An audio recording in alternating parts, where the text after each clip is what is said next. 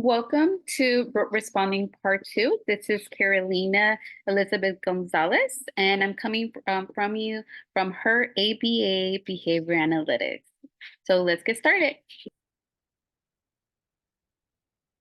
All right, so let's go over a few objectives that we will be talking over today. Remember, this is Part 2 of Rote Responding. If you want to look in Part 1, go back into my bio and you'll be able to find it.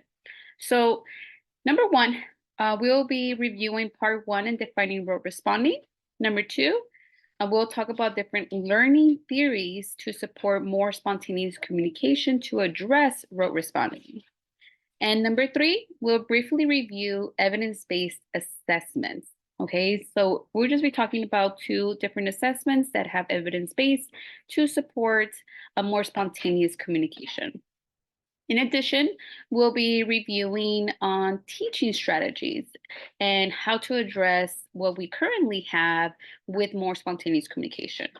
All right, let's get started. All right, so let's do a quick review on what is rote responding before we go into the next steps. So remember, rote responding, simple terms, is when someone gives the same answer or reaction over and over again without really thinking about it or understanding the context. So an example would be if you teach the child to answer a certain way, and when you vary just a little, they will continue to answer the same way. Why? Because they're not fully understanding what you're asking, okay? They're not understanding the concept. Okay, what about signs for rote responding? So this could be the child does not seem to understand the question when it's varied. So like in part 1, I gave an example of, for example, you teach what is your name, right? So you could ask what is your name, and the child says their name, but then when you say what is my name, they'll continue to say their name, right? So they're not necessarily understanding the variation, right? They're just been taught to answer once they hear name, they answer their name. So it's a little to no variation when the child responds. This could be very detrimental for functional or very meaningful communication. So it's definitely important to address rote responding. Okay, so what leads to rote responding? Okay, let's check it out. So if we had to objectively describe what could lead to rote responding, it would be using very repetitive trials. So for example, using the same as these, right? You're not varying your SDs, you're using the same thing over and over, not varying how the child can respond, and teaching everything, essentially teaching all the targets. This essentially reinforces or strengthens the child's rote learning. So if the child is used to doing the same over and over, and we're teaching this way, they're going to continue to engage in rote learning. So now let's talk about a few strategies that you could do to start addressing rote responding and rote learning. So one of the leading theories as of right now that we have in applied behavior analysis is RFT. Okay, essentially it is teach how to learn versus what to learn. Okay, teach the child how to problem solve, how to do their things independently versus having to learn 50 different targets or objects. Okay, so let's talk about a little more what is RFT.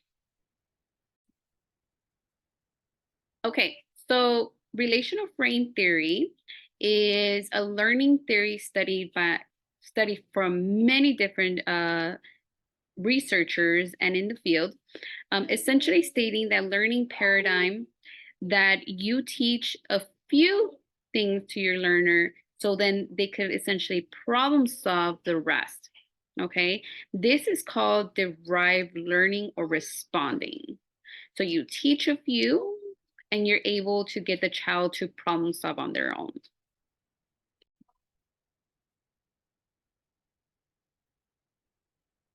Okay, so let's do a quick review. What is RFT? I won't be diving into it too much since this itself could take another hour or maybe two explaining the process. Okay, so if we teach, think about our learning as a triangle, this triangle here, A, B, and C. If we teach A to B, right? So there's A and you teach to B, and then you teach A to C, the child should be able to derive B to A, so like the opposite, and C to A, another opposite, and then B to C, and then the opposite of that, B to, then C to B, okay? Okay, that is very complicated, and I wanted to give you guys a visual as to what this means. So essentially, let's assume we have a picture of a dog, right? And we teach that A, the picture is the same thing as the written word dog. I say this is the same. Then I also teach that the picture is the same thing as C, which is the word dog, but not written, it's vocalized now. Okay, so it's vocalized dog. So this is the same, right? So if I teach A to B and A to C, the child should be able to problem solve, or also known as derive, the opposite. So if I show them the word, the actual letters, they should be able to identify that that is a dog. And if I say dog and we have a cat, dog, and mouse, they should be able to identify, oh, this is a dog. And then on their own, without directly teaching it, they should be also be able to say, I should be able to say dog, show me dog, and then they should be able to identify the letters dog. And the opposite goes again. If I show them the word dog, so just like the letters DOG, they should be able to say dog. This is called derived relationships, okay? It's essentially the child is problem solving. So if we teach in this way, we'll be able to gain more opportunities for more spontaneous communication, okay? So it's teach how to learn versus what to learn.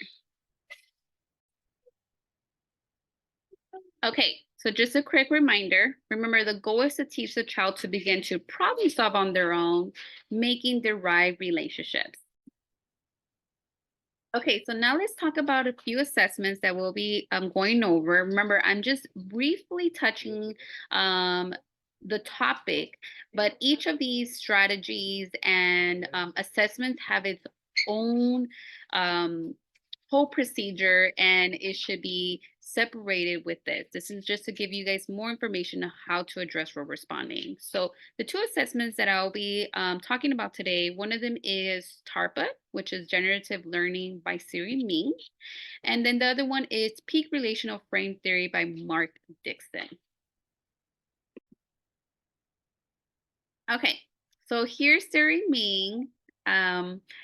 She has an assessment. She is a researcher in the field right now with regards to RFT and how to get a more spontaneous communication and more meaningful communication from our children. So as of now, she has a website, a community where she dives into TARPA assessment and programming. She also hosts different workshops and she provides other opportunities for people to get to know more about the TARPA assessment. Okay, I'll be posting her link information on the YouTube below. Okay, so here's a quick example of the assessments and programming that she has.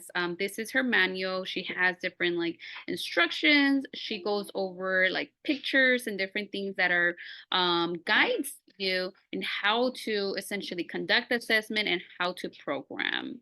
The cool thing about this is that it also lets you know where your child is at as far as their ability to do RFT relationships. Remember, just being able to problem solve on their own and making those connections. Okay, So now that we talked about TARPA, let's go over peak relational frame theory by Mark Dixon. He is also a researcher in RFT. Currently, he has 4 different curriculum books that contain 184 programs. Essentially, programs are like the goals or the skills that you want to be able to teach. And each of those books contain those goals, okay? So follow the curriculum to begin to teach how to learn versus what to learn, right? He gives great examples, and there's a whole introduction where it gives you ideas and strategies on how to address rote learning. And essentially, you just have to follow the curriculum. I did want to take some time to talk a lot about each of the books and what each one addresses. Okay, so for example, this is one of the first books. This is the Peak Direct. It's green. This teaches essentially the basic foundational skills. Okay, so language across verbal operants or the way we communicate. So mans are like our the child requesting, listener responding, following instructions. Introverbal is like a back and forth communication, imitation skills. Essentially, it's all the skills that the child needs before it leads to more complex learning, such as relational frame theory. Okay, so this is one of the first things you need to target before you dive into RFT. And this peak direct does not address RFT skills as of now. Okay, so just so you know, this doesn't address the rote responding, it teaches the foundational skills. This is the second book. This is Peak Generalization. Essentially, it teaches how it's called, generalize. So it teaches children to generalize across multiple exemplars and people. Okay, foundations needed to a varying language. And what does that mean? This means that only because the child knows an apple or a dog or a car are they able to identify this across different types of apples or different types of cars. If they don't, then this book really focuses on ensuring that the child's able to do it across different categories and examples. This is much needed aside from the direct foundation skills. The generalization skills are also needed, and think about it like a stepping stool before you dive into relational frame theory, more complex language. Okay, so this is the third book. This is Peak Equivalence. Peak Equivalence begins to use RFT strategy. So this is the initial book that does begin to teach using RFT, okay? So by teaching the learner to problem solve as explained in the RFT paradigm. So it just begins to teach the child how to make what they call reflexivity, symmetry, transitivity, and equivalence. What does that even mean? Essentially, it's what you saw in the triangle. Remember if we teach the child to be able to do A to B, can they do the opposite, right? B to A, that is called reflexivity. Can they problem solve something as simple as A to B and the opposite, right? So this book focuses on just that. Are they able to make those problem solving skills? Right? And they do it across different goals and programs. Okay, so now we're going to the last book. This is called Peak Transformation. It teaches RFT across 6 relational frames and helps with spontaneity. Okay, so the relational frames, think about it the way we communicate in different ways. Okay, so what the book calls is the 6 different ones are coordination, comparison, distinction, opposite, hierarchy, dyadic. Whew, what does these even mean, right? So, like I said before, is the way we communicate. The way we make connections in the real world is by seeing how you and I are similar, or how are we different? Am I taller? Am I shorter? Am I lighter? Is my hair longer or shorter? Right? This is how we make connections. So Each of these relational frames, for example, coordination, teaches something very specific. For example, opposites teach opposites. Coordination teaches the same. You and I are the same. Dietic teaches perspective taking, right? So these are all really important things to have to be able to make more meaningful communication. Okay, so let's just do a quick recap because right now, as of now, we talked about the 4 different books with regards to addressing relational frame theory and using Mark Dixon's curriculum books. So I wanted to create a visual for you all to just kind of picture how to address rote responding. And if you work with a specific child, you want to ensure that you're addressing um, specific skills before you go into RFT. So, for example, think about the child's learning like a diamond and this triangle essentially, right? And on the top, right, you have just novel communication, which is like spontaneous communication. They could communicate in different ways, very meaningful. How do you get there? So we need to first establish peak direct and generalization. So think about those as your foundations, okay? And then from there, once they have their foundations, you can move into equivalence and transformation, which essentially is going to start focusing more on the RFT aspect. Okay. And after you gain those, then you should be able to see those novel communication. Okay. So I hope this pyramid helps you guys kind of see what steps you need to take before you address RFT. Okay, so now that we talked about assessments and leading learning theory, I'm going to talk about teaching strategies. So we're going to be going over 2 different teaching strategies that are commonly used, and we're going to talk about each one as far as like their pros and their cons. Okay, and one of them is NET, natural environment teaching, and the other one is DTT, discrete trial training. Okay, so now let's talk about natural environment teaching, NET. So NET utilizes ABA strategies to teach in the child's environment, right? So a few positives with NET is that it promotes skills to be applied in the child's environment. So it's because it's so training loose and you're able to follow the child through the process, you're able to really apply those skills on where they're at, how they play, and in their environment.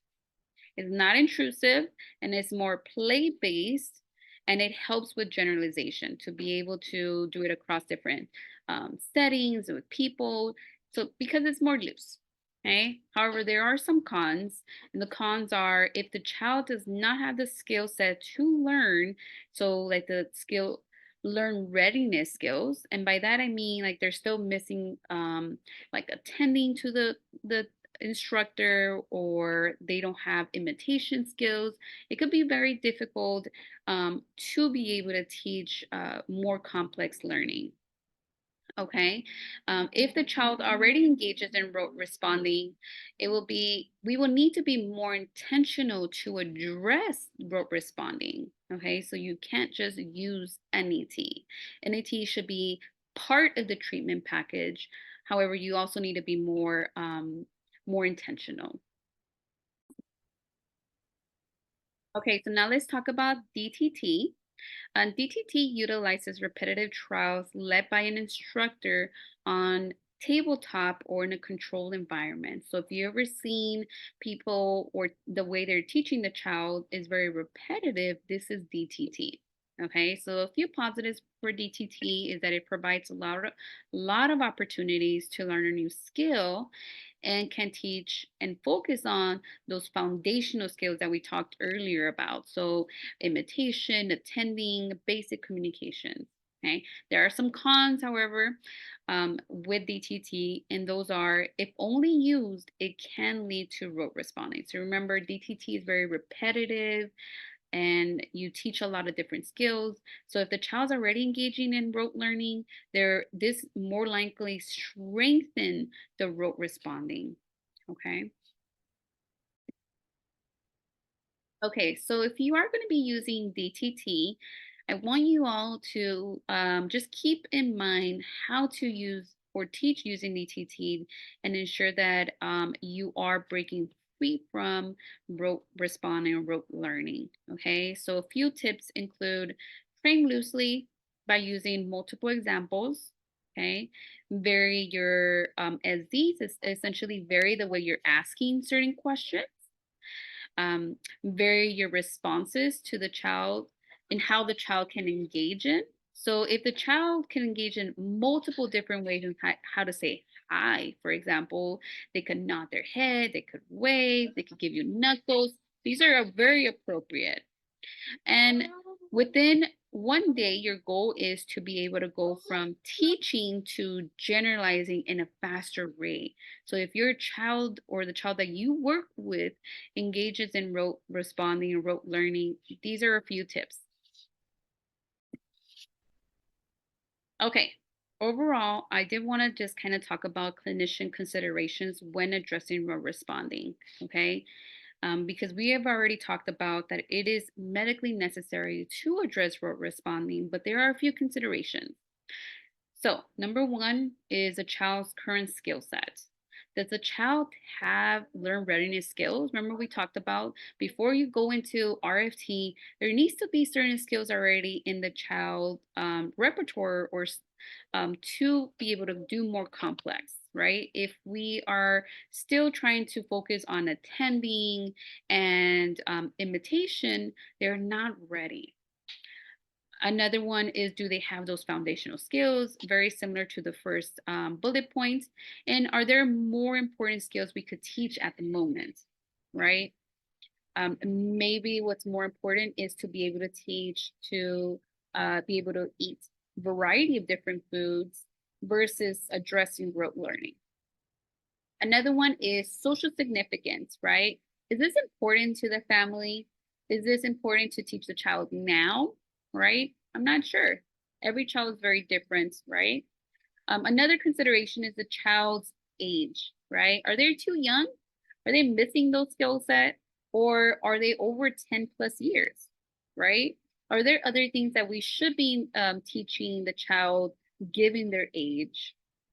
And is this important to the family, right? We should never be addressing anything if it's not of importance to the family.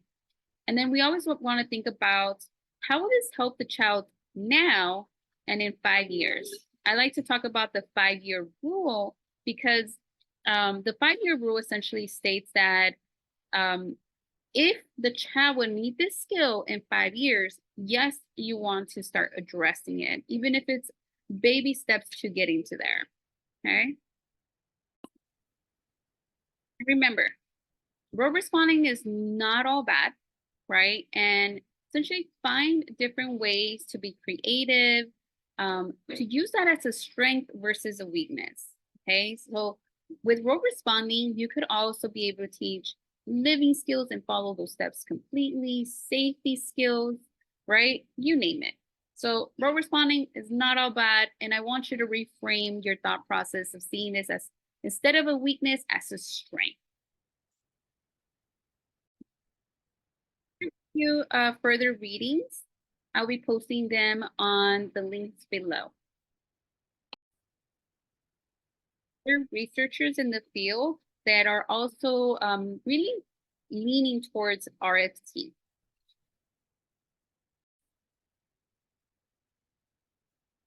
All right, thank you guys for watching. I hope you guys enjoyed talking about rote responding, different assessments, teaching strategies, and the leading learning theory.